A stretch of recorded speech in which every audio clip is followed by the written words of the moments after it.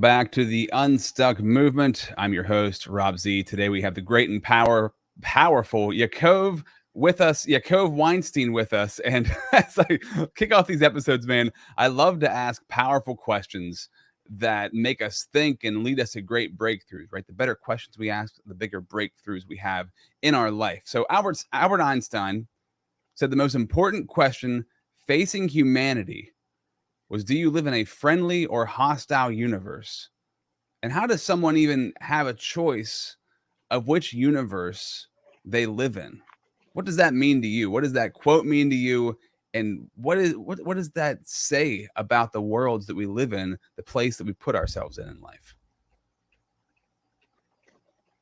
I think I love that question. And that question, that idea really propelled my,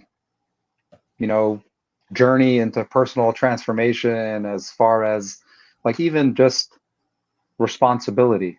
You ever hear this idea, thoughts become things? Mm-hmm.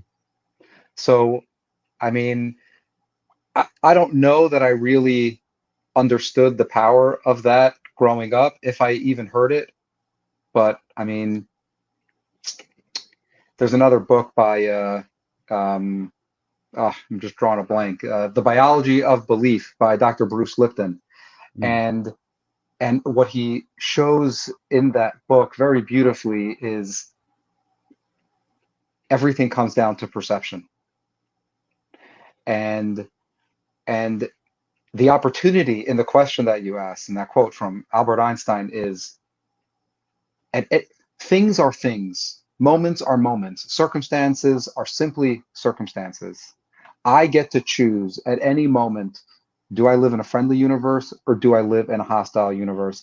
And the reason why that's an important choice to make is the choices that will continue to follow as a result of that decision. So if I choose that I live in a hostile universe, I'm going to be reacting to life. I'm not going to be at the source or taking control, so to speak. I'm going to have to react. I'm going to be reacting constantly. But if I live in a friendly universe and I recognize that things are happening for me instead of to me, oh my gosh, the whole world just opened up. No matter what I'm dealing with in my life at any particular moment becomes an opportunity. The same thing, the same exact circumstance. Mm-hmm. It's interesting, isn't it? Because the people we have around us in our life, you could have amazing people near you in your life, but if you're not in the right headspace, you're never even going to know they're there, because you're never going to approach them in the way that they need to be approached in order to strike up a conversation with them, in order to build a relationship with them. It's incredible how that is so true. And just as a small example for me, I've lived in a fairly small town my entire life in central Pennsylvania. And I always thought like, man, there's not people around here who want to grow, who think differently, who have ambitions to do bigger things. And then as I got into entrepreneurship and as I started to meet some of these people, because I was putting myself in a different headspace, I was putting myself in different environments, I was thinking differently, I was looking at the world differently, then these people started to show up in my life. And I'm like, holy smokes, they've been here this entire time and I never knew it. And I know of smaller towns that I'm very tied to that have maybe 4,000 people in them. And I've met absolutely incredible people who've changed my life in those towns. So this concept that only great people come from big cities, right? Or interesting people come from metropolis areas is a complete lie. There's amazing people everywhere that will impact you in incredible ways, motivate you in incredible ways, inspire you. So I really love that. And it's really, really true, man. And I want to just introduce everybody to the podcast. This is the Unstuck movement. So we break those chains that are holding you back in your life with this platform. These are true testimonies of breakthrough. I want to thank the Connected Leaders Academy for making this platform possible. Check out connectedleadersacademy.com. And today, our guest, which I'm going to get it right this time, Yaakov Weinstein, is a certified life coach and Psych-K facilitator who believes deeply in the power of creating our reality. With a passion for guiding others, he combines resilience with dreams to help achieve the lives they desire. So, it's interesting, as I started this episode and I started it kind of clunky. It's interesting how when we dive into something, it's not always perfect. It's not always exactly right. It's going to be just getting into it, starting it, seeing how it goes, and then moving forward from there. And I feel like so many times in life, the resistance that we have from just diving in and starting something keeps us from beginning and getting to where we need to go. For you, what has that path been like? What was the resistance or thing that was holding you back that you had to break through to get to what you're doing now? Believing in myself, recognizing my inherent self-worth. I heard a really great quote, you know, our inner world, our outer world actually is a reflection of our inner world. We tend to think, when all the things outside and around me, that is what's going to allow me to show up powerfully in my life. But everything that goes on outside of me is simply a reflection of what's going on inside of me. Mm. And when we don't recognize who and what we are, that, our our self-worth is not up for debate. We are not here by accident. When you think of the probability of what it took to actually be here, it's more likely that we wouldn't be here, that we shouldn't be here. And then so many of us go around our lives like, when I achieve this, when I finally, do this, that, and the other thing. And that was actually how I ended up married at 19 years old, because, I blamed my parents for all of my issues. So obviously, all I need to do is start a new family and start a family as soon as possible, and all my issues will magically go away. But at the root of that was simply, again, thinking that something outside of me is going to complete me, going to fix me. And that's utter garbage. It's great way to put it. It is utter garbage. That is so true. And I really, you just made me think of something that I haven't thought of in a while, and I absolutely love this. So you mentioned the rare chance that we're even here, right? In a normal ejaculation, there are about 100 million sperm. Okay. So, and I love it. I love to think about this because it blows your mind. So out of 100 million possibilities, I was the one who got through. You were the one who got through. Just by that, that's not a coincidence. And coincidences aren't even real. There's no coincidences in life, right? But there's no coincidence that you and I got through, right? There's a very direct and specific purpose for us being here. If we beat 100 million other sperm to make it into the egg. I just love that in general. That to me is like that. I had not thought about that in a couple of years, and you just brought that back to my mind. Like, that's motivation in itself to be like, man, I'm here for a reason. I already won. By the time you're born, you already won in such a big way. If you can live from that. So you just brought that back to me, man. I needed that brought back to me. That's really, really, really good. Well, okay. Actually, if I can just make it a little bit more intense, so to speak, depending on where you get your information from, TikTok or Instagram, that number might even be 400 million or 400 billion, and then to think that the two people who came together as well, like your combination couldn't have been from anyone other than your two parents. Mm-hmm. And they themselves are that same product. Yeah, it's fascinating. It's fascinating to think about. So you got married at 19 because you wanted to do things right that you felt weren't done right the first time, right? With your parents. Yeah. How did that play out? Well, I'll start off with the fact that it was a tremendous gift. I have two awesome children from that relationship, a almost 16-year-old daughter and a 14-year-old son, who weren't going to come here any other way. And but it was a difficult 14 years. We actually met when I was 15 or 16 years old. Yeah, I mean, it was a very tumultuous marriage, just like my childhood. We were separated a lot. We fought a lot.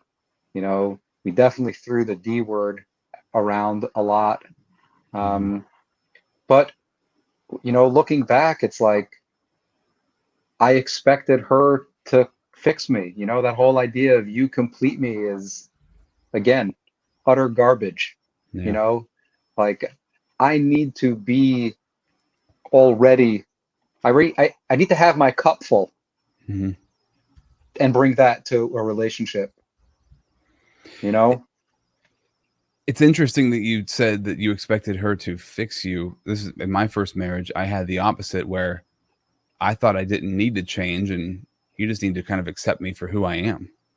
Right. So I was like, and I can distinctly remember saying this back in my mid 20s, like, I can't change.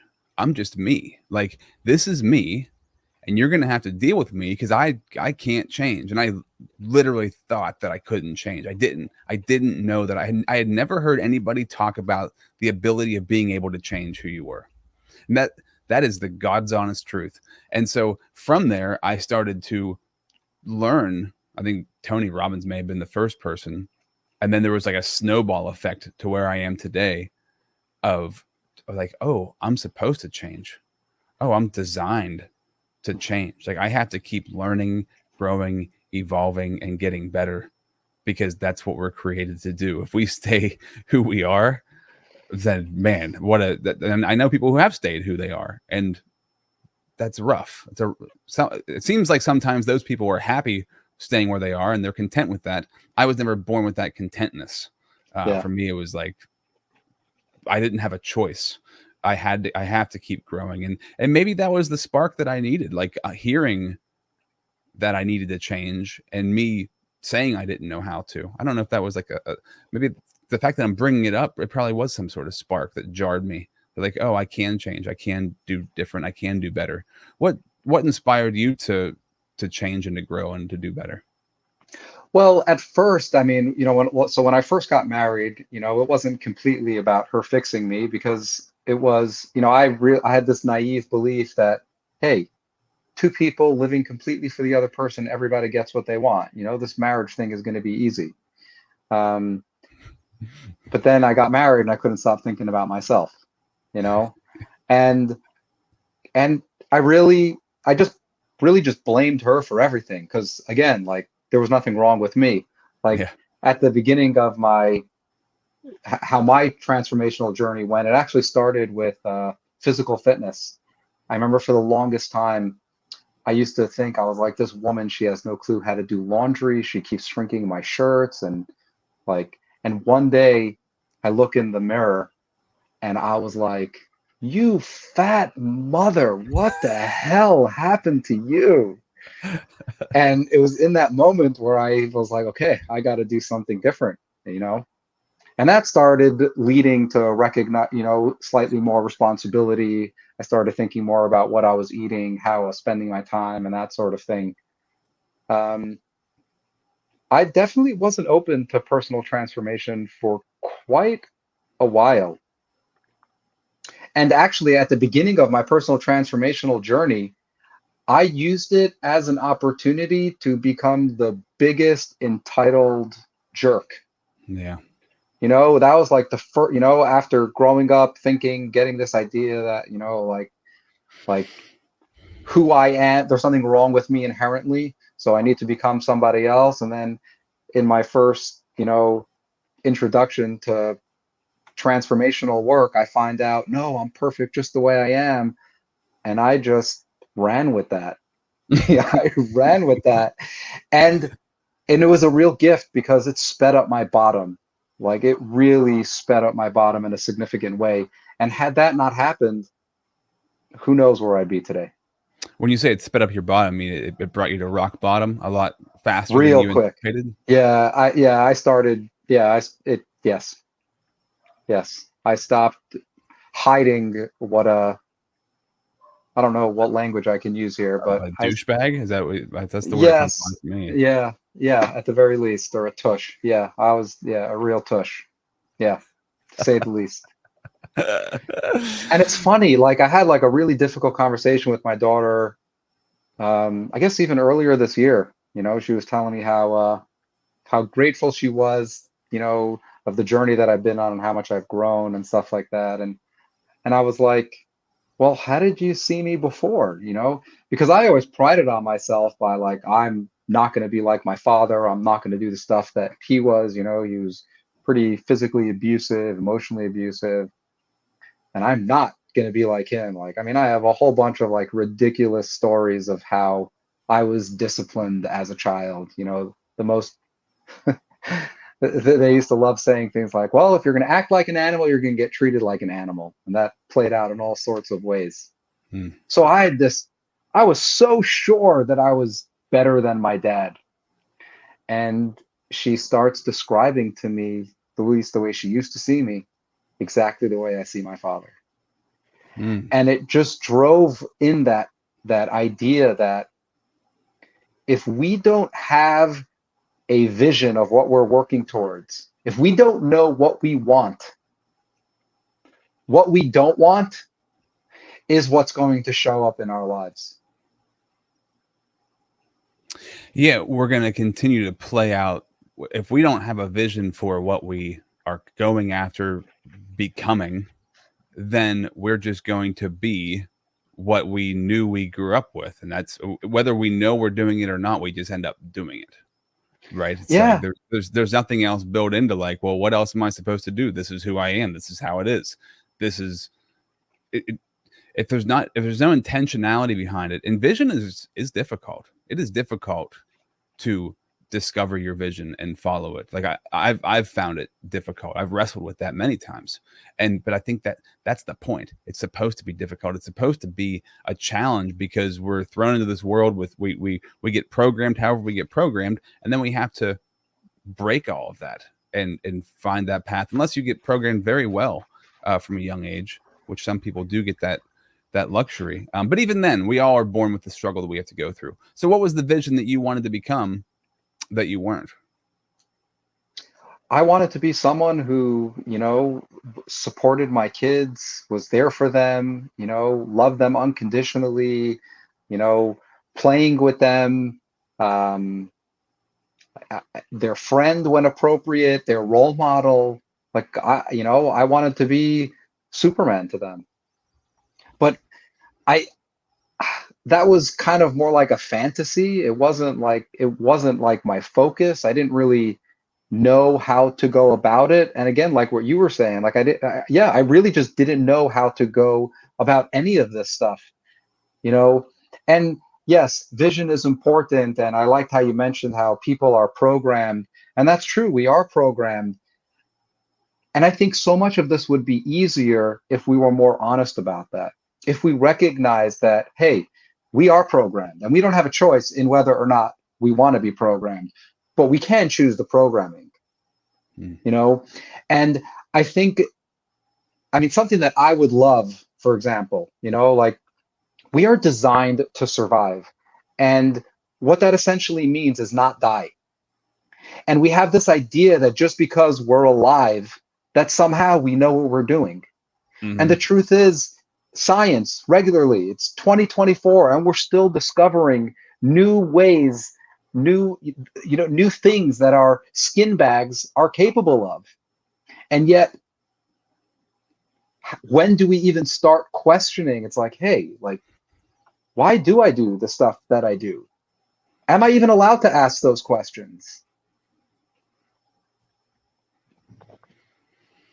Yeah, very true, man. Very true. And we keep. Also, I see in our society when with humans, we repeat the same things over and over again, and especially the world we live in now. There's so much contradicting information.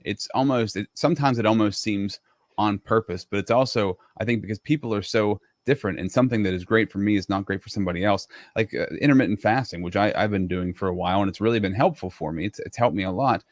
I see these studies come out saying that it's horrible for you. It causes cardiovascular disease, all these different things. And I'm just like, dear Lord, like, can anything just be the thing that's good? But I think that's the challenge of the world we live in, is you have to go, like you were saying, you have to go inward to create your outward reality. And we have all that we need on the inside. And through my faith in God, like God created me like that. I already have all of the answers, that I can go to him and talk to him, and he's going to help me, guide me. But I've got to build that relationship. And if I don't build that relationship, I'm going to have one heck of a hard time pulling in everything from the outside to make me feel better. So I want to ask that question. We're going to dive into that in a second. I got to shout out the sponsor of the podcast, the Connected Leaders Academy. We're going to jump into a spot for them for 60 seconds. When we come back, I want to find out what that was like for you, going from outside to inside and flipping that from living inside inwardly to outwardly. And how do you help other people do that?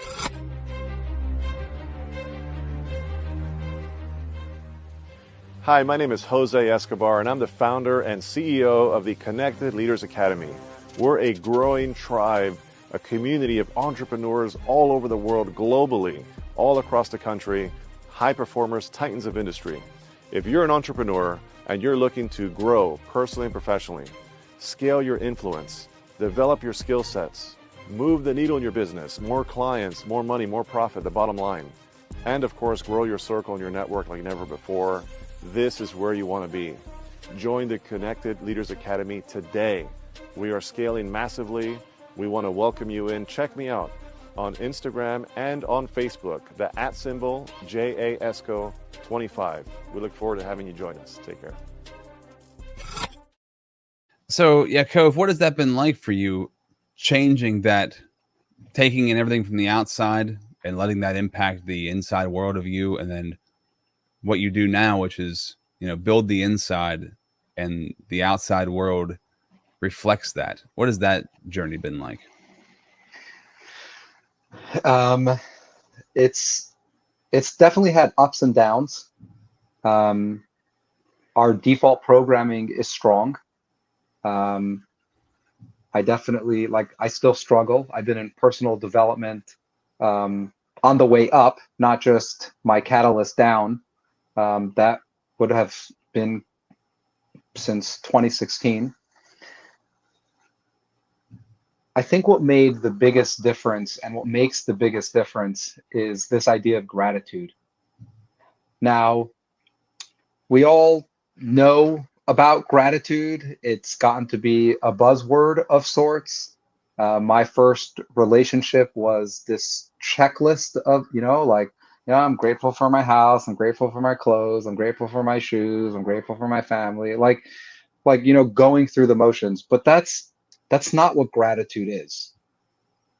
Gratitude is how when you think of a funny joke and it makes you smile, that's practicing gratitude. Practicing gratitude is when I think or look for moments or circumstances and I allow them to influence how I feel. And when I'm in a moment of experiencing gratitude, it can be any way. It can be a range of feelings. It can just be happy, and it can be crying from immense joy. Mm-hmm. But if I haven't already answered that question of, do I live in a friendly or a hostile universe? And my answer isn't, I live in a friendly universe, gratitude is going to be very difficult to come by. Because there's always what to focus on.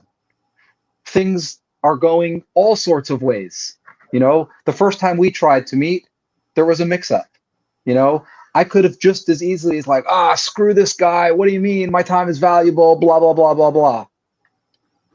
What's the point of that? That ensures we probably don't have a conversation, and who knows who is affected as a result of it. So the easier or the more productive attitude is okay, great. Somehow this is happening for me. I don't know what, I don't know how, I don't know why, But then to, affirm this even more, there was another podcast I was supposed to be on a couple of days after you, and we were having technical difficulties and we couldn't go live either. So once these things start happening more regularly, yeah, it's like, oh my gosh, the world is just taking a big dump on me. Oh my gosh, life sucks. Or it's like, no, this is ridiculous. This is a joke. Here I am. I had all these plans. This is happening multiple times. Like, this is ridiculous. But when I live in a friendly universe and things are happening for me, it's like, okay, great. Somehow it's better to record this week than last week. Mm-hmm. Yeah. And it's, I like to try to look at it as impersonal as I possibly can, because I was at the dollar store today after the gym. My dollar store has these really good energy, or not energy drinks, but like hydration drinks. And I went over to get one, and the line was like super long, way longer than it needed to be. And there's one old lady this old lady's always there, and it seems like nobody else ever shows up for work. And man, people were just disgruntled. They're angry. They're like complaining in the line. And then the manager comes out and he opens up his register. So some of us go into his register, then his register shuts down, and like he can't even do anything. So the lady that he had rung up the groceries for, she gets fed up and just leaves. She leaves all of her groceries there and just leaves the store. And she had like so much stuff. And I felt so bad for this guy. And he just stood there like emotionless for like 5 minutes while the machine came up and started running. And I felt many times during this process this rage boiling up inside of me of how unjust and unfair this was.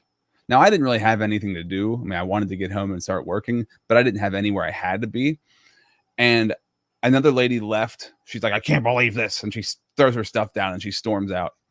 And in a certain other situation, if I would have been in a different mood, if I would have been in a hurry, I would have felt the same way. And I would have complained about it and got in my car and probably still complained about it. But in this moment, I just kind of was there. And I was like, man, when I finally get up to the front of this line and talk to this guy, I'm just going to make him feel good, because I can tell he's like dying inside, because he hates who likes this? Nobody likes this. They hate this. And I got up and I just said, man, I'm sorry you guys are having such a hard day. And he rung my stuff up, and I said, I hope things get better today for you. And I could tell that he was very grateful that I said that, because he's waiting for somebody just to yell at him or just to be super rude to him. And it's not his fault. What's he going to do? Like, the register's not working. But it's interesting when you're being aware. And I think this goes back to you saying that you thought your ex-wife was shrinking your shirts, but it turns out you were getting fat. It's like this unawareness. When we're unaware and we're just living from like this, animalistic part of us, we can just be so freaking rude and miserable about life.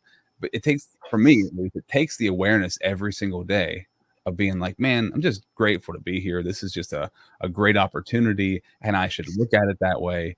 And I pray all the time, just let me look at life that way every day. Let me approach life that way every day, and I'm going to be a lot better. I don't even know what I'm doing with this right now. I think what you said like points to like a very important thing. Like, we all have this idea, like, it's like, I don't want to be a victim, and we have this idea of what a victim is. And the truth is, to the extent that we show up as victims in our lives is how much success we actually have. And I think with all the work that we do, the last place we allow ourselves to be victimized is by our thoughts and our feelings. Mm. We have 60,000 thoughts a day. And so many of us, especially until we learn that we think we are our thoughts, we're not. Brains think thoughts. That's what they do. The idea that we even call it thinking most of the time is wrong. Like, we should call it thoughting, because we're not doing it. It's happening. It can be a result of the food we ate. It can be simply because that's what I thought yesterday. Have you ever had this? Have you ever thought for a moment that you are your hand? No, it's like, my hand is a tool. I have a hand. But that's the trick the mind plays on us.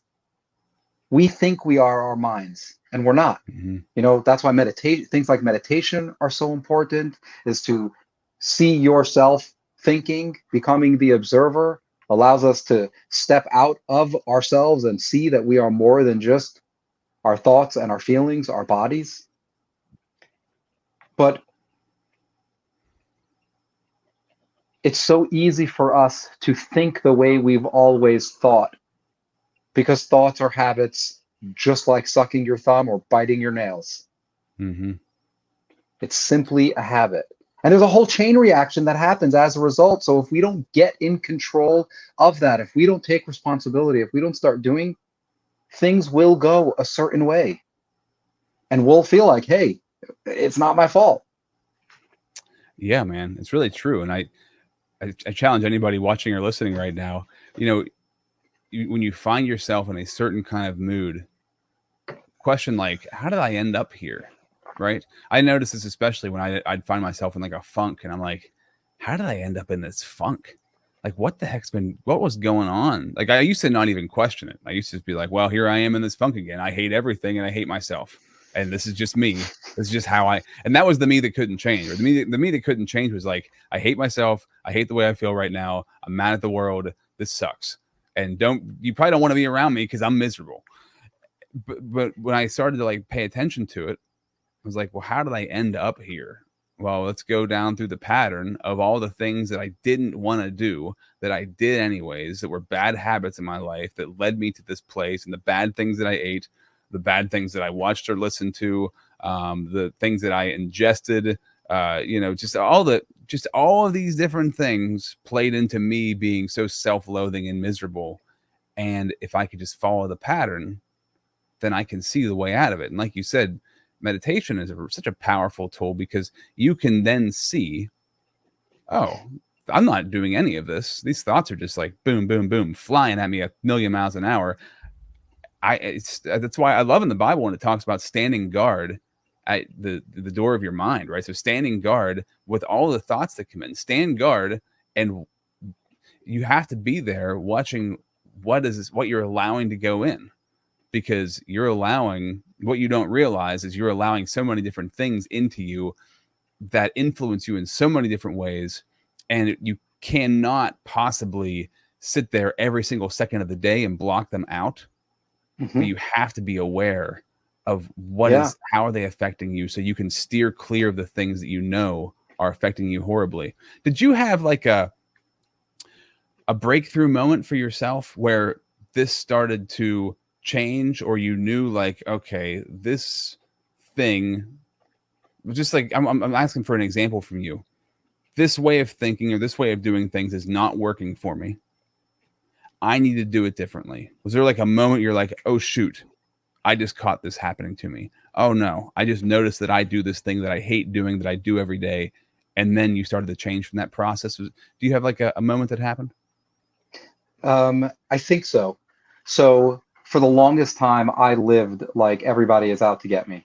And I have proof, I was sexually abused, physically abused. I've been homeless. I've had a lot of, at my youngest brother, when I was 19, he was 10 and a half. He was run over and killed. I've had a lot of bad stuff, so I have proof, like the world sucks and it is what it is. You just gotta make or break it. You just gotta do what you can to survive. And my life looked that way, because I was constantly fighting anyone and everybody. Everything that happened, it was like, somehow this is going to come back and bite me in the butt. And when I heard this idea that things are either happening for me or to me, at first it was like, go hang yourself. Like, what are you talking about? Like, that's not true. And the more I started thinking about that, the more I recognized it was like, well, holy cow, like so many things, like maybe I had to start more like with the easy stuff, recognizing that my two older kids weren't going to come into this world any other way besides, their mother and I. And for that to happen, my childhood had to go a certain way because I had to not follow along the footstep of my parents to even meet this woman. So slowly but surely, I started being able to realize and see that, okay, maybe this is going towards something. And the more I would practice this idea that everything is happening for me, life immediately started getting better. Opportunities that may have always been present, I now started actually being able to see, because I wasn't constantly waiting for the other shoe to drop. And that's one of the things that my clients tend to notice is like I'll work with a lot of entrepreneurs and small business owners, and we don't work on their business. I don't offer any business strategy or anything like that. But when we take ourselves on, when we start doing that inner work, things that have always been available, we start being able to see. It's one of the ways we stop being in our own way. Mm-hmm. It's amazing hearing all the things that you went through growing up, all the different traumas that most people never would have overcame or gotten out of. It's no wonder when you got married at 19 and started having kids, that you fell into the same pattern, because that's quite a strong pattern. That's a hard one to break that most people don't break. I'd say 95% never break. Why do you think you were able to break it? I've always been a fighter. I think I've never been willing to settle. To my father's credit, his childhood was horrendous, in many different ways. And he saw certain things in me from his perspective. He's like, if I don't get this stuff out, if I don't get these personality traits out of him, the world's going to eat him alive. So he was coming from a place of trying to make it possible for me to survive, when what would have actually been useful was teach me how to maximize my strengths, learn how to see my strengths, and, surround myself with people who can balance out my weaknesses. Mm-hmm. So, I've given up so many times. But I've never been good at staying given up. At some point, it's like, I had my next younger brother actually took his own life a few years ago, and this is probably going to be a controversial statement, but I think what he did took courage. Obviously, it's not the right thing to do. He was wrong in every sense of it, but he was so convinced that life sucked and everything was just more and more poop on top of him. Like, he didn't want to be a part of it anymore. Obviously, that's not the only way to see things. Obviously, there are other ways to see things. And I wish that some of the stuff I know now, I would have been able to share with him in a way that could have made a difference for him. But I was never able to do that. And I'm grateful that I haven't been able to do that. And I've kept fighting, no matter how many times things don't go the way I've liked them to. Again, back to this idea, everything is happening for me and not to me. That's really interesting, and I feel the same way about myself. Like, there's this thing where I just can't stop doing the things. Like, I can't quit, which is bad when they're bad things. but it's really good when they're good things. And it's interesting. You're making me think about that, because I have thought about it this way before. It's like I've given up. I probably gave up yesterday at some point. Like, screw it, I don't feel like doing this anymore. But like a couple of seconds or minutes later, I'm like, nah, this is the right thing to do. I'm gonna keep going. But and that is really, really true, man, because it really is just like I don't even know necessarily what giving up feels like anymore, because I don't give up on stuff anymore. I might stop doing it for a long time. I might, like jujitsu is a great example. I took over a year off from something that I just absolutely loved, but I always said to myself, I'm gonna go back to it. Like I'm gonna, and now I'm back to it. Like, so I knew I wasn't done doing it, but I was done doing it for a period of time. And that's really interesting. I'd love to get into the mind of somebody who does quit something, because for me, there's always regret in the quitting. Some people, maybe they're okay with that regret. Some people, maybe they can't, it's like they have the regret, but it doesn't matter. Like it whatever that is overpowers them to where they have to just stop doing it. Even though they have the regret, they can't get back to the thing. But for me, and it sounds like for you, it's like not a choice. Like, well, no, I know, and maybe it's what I've learned. Maybe it's what you've learned. I have to keep moving forward. I know I know a breakthrough's coming. I've heard from enough people that are close to me in my life that if I keep going, there will be a breakthrough. When it gets the most difficult, you're right near the breakthrough. And I've heard that enough times to be like, okay, I believe it. When it gets really, really hard and it seems like I really want to quit, the breakthrough is like right around the corner. And I believe that. And I've seen, and then when you've seen it happen for yourself or for others, you're like, oh, that is true. Even though everything in me is saying it's not true, a part of me knows it is true. And so I'm going to keep going forward. Yeah. And listen, I mean, I've always had this obsession with, like, we are meant to be happy. We are meant to enjoy our lives. We are not meant to settle. We are not meant to have these mediocre existence.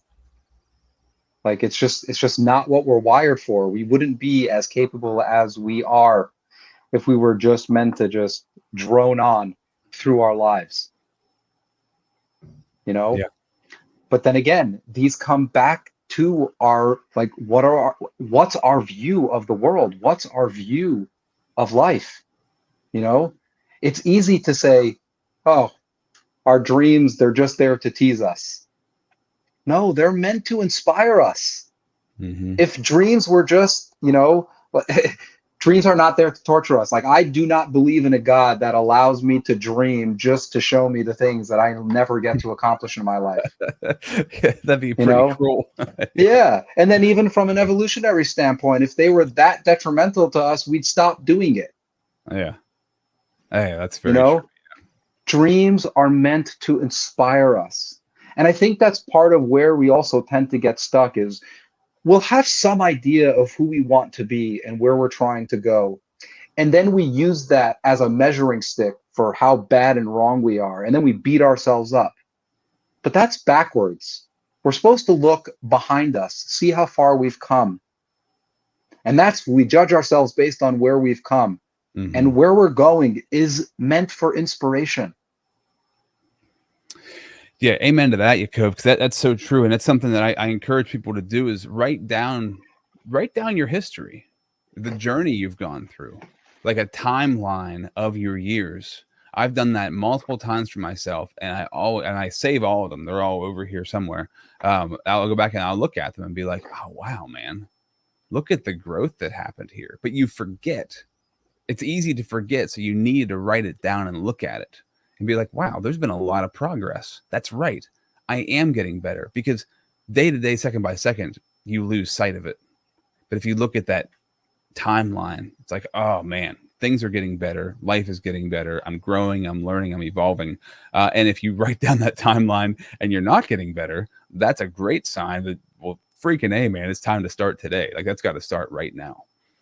So yeah. So actually, that's actually something that I'll have my clients do is it's called a journal of awesomeness, and where you start practicing on a regular basis, writing down the things that never were going to work out and then somehow they did. And it may be hard to find those at first, but when we start practicing looking for them, we can start building that muscle. We can start showing ourselves, oh my gosh, things actually are happening for us. Mhm. And then as a result, more of those types of situations continue to keep happening. And the more proof, the more evidence that we're able to prove to ourselves is like, oh, like, wait, things actually do work out. Yeah. Our life continues to work in that way. Yeah, absolutely. Good stuff, man. We have to wrap this episode up. This has been so good. I love this conversation. I wanted to mention, you offer a 6-month group coaching program with what you do. Do you want to mention a little bit about that? Sure. It's actually a new program that I'm offering, and I'm very excited to share that with all of your followers and anyone else who's listening for that. Um, and I'm also going to offer it at a pretty significant discount. Normally, it would be 6 months of group coaching for $4,000, and anyone that signs up through the Unstuck movement podcast will do 50% off or $2,000 for 6 months of group coaching. And it will be an opportunity to really work through some of this foundational stuff, to really start looking at how have I been viewing, like, what are my views? What are my beliefs? Why does my life look the way that it does? Mm-hmm. And as we continue to go through that journey together, we'll question, because that's the thing. You mentioned that earlier on, questions are the steering wheel of the mind. We need to learn how to ask better questions. We need to practice dreaming more. We need to create the vision for our life and what we actually want. Mm-hmm. And we need to surround ourselves by people who can remind us of who we say we are, because we're going to forget. That's part of being human. Mm-hmm. Yeah, very true. What's the best way people can get a hold of you, to get in contact with you? I'm on Facebook. I'm on Instagram, Coach Yaakov. That's YAAKOV. My website is bio.site transformational consulting. I have some free stuff there as well. Love to connect with you. Cool. Yaakov, thank you so much, man. This has been a really great conversation, and I want to thank you for being a part of the Unstuck movement. Absolutely, Rob. I'm really grateful for this opportunity. Thank you.